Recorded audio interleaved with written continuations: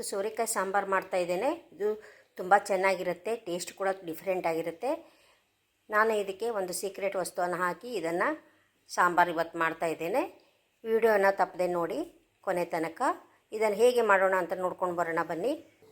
ನಾನು ಸೋರೆಕಾಯಿ ಸಾಂಬಾರಿಗೆ ಇಲ್ಲಿ ಮುಖ್ಯವಾಗಿ ಸೋರೆಕಾಯಿನ ತೆಗೆದುಕೊಂಡಿದ್ದೇನೆ. ನೋಡಿ, ಸೋರೆಕಾಯಿ ತುಂಬ ಹೆಲ್ತಿಗೆ ತುಂಬ ಒಳ್ಳೆಯದು, ಆಮೇಲೆ ಡಯಟ್ಗೂ ಕೂಡ ಇದರ ತುಂಬ ಒಳ್ಳೆಯದು. ಡಯಟ್ ಕಾನ್ಷಿಯಸ್ ಇರೋರು ಇದನ್ನು ಯೂಸ್ ಮಾಡ್ಕೋಬೋದು. ಇದನ್ನು ಹೇಗೆ ಮಾಡೋದಂತ ನೋಡೋಣ. ಇದಕ್ಕೆ ನಾನು ಮಸಾಲೆಗೆ ಇಲ್ಲಿ ತೆಂಗಿನ ತುರಿ ತೆಗೆದುಕೊಂಡಿದ್ದೇನೆ. ನೋಡಿ, ಇಷ್ಟು ಒಂದು ಚಿಕ್ಕ ಬಟ್ಟಲದಷ್ಟು ನಾನು ತೆಂಗಿನಕಾಯಿ ತೆಗೆದುಕೊಂಡಿದ್ದೇನೆ. ಅರ್ಧ ಸ್ಪೂನು ಜೀರಿಗೆ ತೆಗೆದುಕೊಂಡಿದ್ದೇನೆ.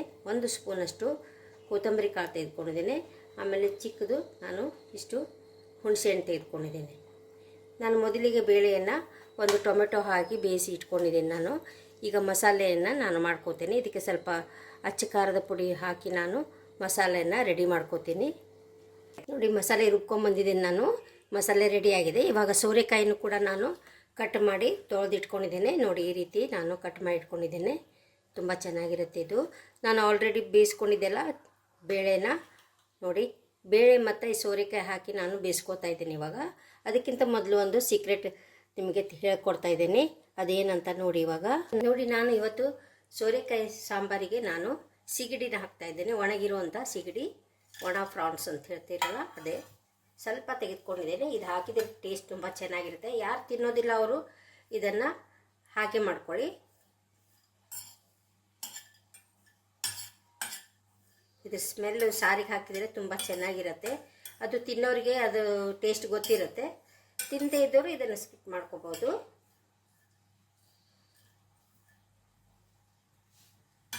ಇದನ್ನು ಲೈಟಾಗಿ ನಾವು ಸ್ವಲ್ಪ ಫ್ರೈ ಮಾಡ್ಕೋಬೇಕು. ಇದನ್ನು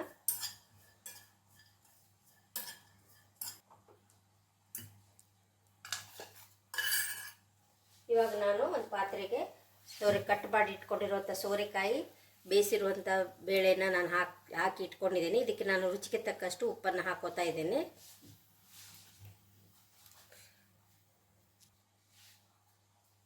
ನೋಡಿ, ನಾನು ಉಪ್ಪನ್ನು ಹಾಕ್ತಾ ಇದ್ದೇನೆ. ರುಚಿಗೆ ತಕ್ಕಷ್ಟು ಉಪ್ಪು ಹಾಕಿ ಇದನ್ನು ಬೇಯಿಸ್ಕೊತಾ ಇದ್ದೇನೆ. ಇವಾಗ ಇದು ಸೋರೆಕಾಯಿ ಈ ಬೇಳೆ ಜೊತೆ ಬೇಯಬೇಕಿದು.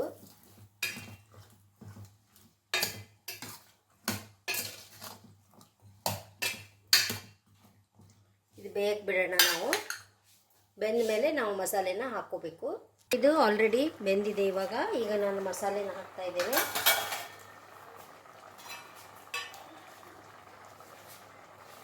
ನೋಡಿ, ನಾವು ಮಾಡ್ಕೊಂಡಿರುವಂಥ ಮಸಾಲೆನ ನಾನು ಇದಕ್ಕೆ ಹಾಕ್ಕೋತಾ ಇದ್ದೇನೆ.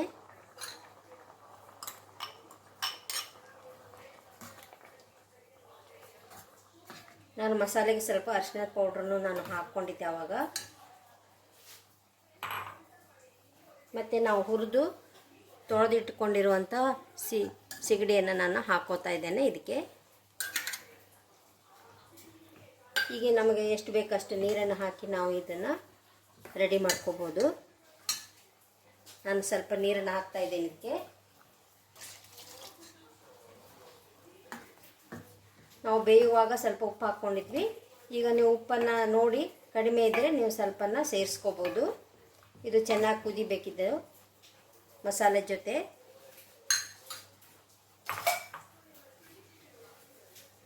ನೋಡಿ, ಸಾಂಬಾರು ಕುದೀತಾ ಇದೆ. ಇವಾಗ ಚೆನ್ನಾಗಿ ಕುದೀತಾ ಇದೆ.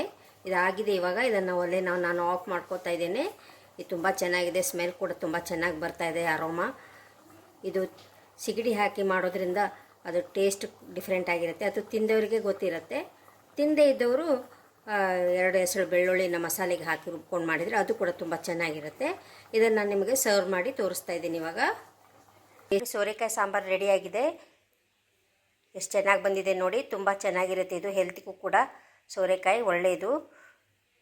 ನಾವು ಡಯಟ್ ಮಾಡೋದಿದ್ರೆ ಇದನ್ನು ನಾವು ಡೈಲಿ ಇದನ್ನು ಉಪಯೋಗಿಸ್ಬೋದು. ವಾರದಲ್ಲಿ 1-2-3 ಸಲ ನಾವು ಉಪಯೋಗಿಸ್ಕೊಂಡ್ರೆ ಹೆಲ್ತಿಗೆ ತುಂಬ ಒಳ್ಳೆಯದಾಗಿರುತ್ತೆ. ಇದರ ಸಾಂಬಾರು ಕೂಡ ತುಂಬ ಚೆನ್ನಾಗಿರುತ್ತೆ. ನಾನು ಮಾಡಿದ ರೀತಿಯಲ್ಲಿ ನೀವು ಮಾಡಿ ನೋಡಿ, ನಿಮಗೆ ಇಷ್ಟ ಆಗುತ್ತೆ. ನೋಡಿ, ಎಷ್ಟು ಚೆನ್ನಾಗಿ ಬಂದಿದ್ದು. ರೈಸ್ ಜೊತೆ, ರೋಟಿ ಜೊತೆ, ಚಪಾತಿ ಜೊತೆ, ದೋಸೆ ಜೊತೆ ಎಲ್ಲ ತುಂಬ ಚೆನ್ನಾಗಿರುತ್ತೆ. ರೈಸ್ ಜೊತೆ ಅಂತೂ ಹೇಳಿ ಮಾಡಿಸಿದಂಥ ಒಂದು ಸಾಂಬಾರು ಇದು. ತುಂಬ ಚೆನ್ನಾಗಿರುತ್ತೆ. ನೀವು ಕೂಡ ಟ್ರೈ ಮಾಡಿ ನೋಡಿ, ಹೇಗೆ ಬಂತು ಅಂತ ನನಗೆ ತಿಳಿಸಿ. ನನ್ನ ವಿಡಿಯೋ ನಿಮಗೆ ಇಷ್ಟ ಆದರೆ ಲೈಕ್ ಮಾಡಿ, ಶೇರ್ ಮಾಡಿ, ಸಬ್ಸ್ಕ್ರೈಬ್ ಆಗಿ. Thank you.